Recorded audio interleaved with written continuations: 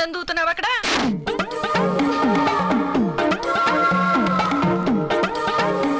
మరి అంత గట్టిగా ఎవరైనా వింటారు? వినాలనే గట్టిగా మాట్లాడుతుంది. నువ్వెక్కడ దొరికేవా నాకు? ఏ పెళ్ళమైనా మూడు సంపాదన లేదని గొడవ పెడుతుంది, సంసారం చేయట్లేదని గొడవ పెడుతుంది, వెంట్రుకలు లేవని గొడవ పెడతావేంటి? లేవు కాబట్టే. అయినా పోలీస్ డిపార్ట్మెంట్ లో పనిచేస్తూ దొంగలా మోసం చేయడానికి సిగ్గులేదు? ఏంటమ్మా అయ్యగారు మిమ్మల్ని మోసం చేశారా? ఎట్టాగమ్మా? మా పెళ్లి చూపులకు పోలీస్ డ్రెస్ లో వచ్చాడు. మా వాళ్ళంతా టోపీ తీయమంటే డ్యూటీలో ఉండగా నేను టోపీ తీనన్నాడు. నేను ఇంకా సాయి కుమార్ లా సిన్సియర్ ఆఫీసర్ అనుకున్నాను. ఏం కాదా? అయ్యగారి హెడ్ మీద ఎయిర్పోర్ట్ ఉందని మీకెప్పుడు తెలిసింది? ఈ డీటెయిల్స్ అన్ని నీకు ఇప్పుడు అవసరం ఏంటే? ఫస్ట్ నైట్ రోజు, ఆ రోజు కూడా తలపాగాతోనే గదిలోకి వచ్చాడు. తలపాగా తీయండి అన్నాను.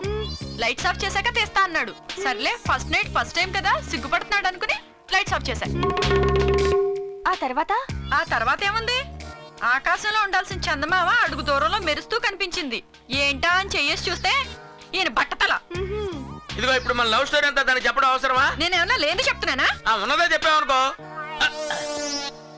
సార్ వచ్చేస్తున్నా సార్. సిఏ గారు సార్. ఏం లేదు సార్, మా ఆవిడ లవ్ స్టోరీ చెప్తుంటే ఇంట్రెస్టింగ్ గా వింటున్నాను సార్. వస్తున్నా సార్. షూస్ ఎక్కడ పెట్టావే? అదేంటమ్మగారండి, ఫోన్ మోక్కుండానే అయ్యగారు ఫోన్ లో మాట్లాడుతూ వెళ్ళిపోతున్నారు. అంతే నా కర్మే, నా తలరాత. ఈ మ్యాటర్ వచ్చినప్పుడు అంతా అలాగే పారిపోతాడు.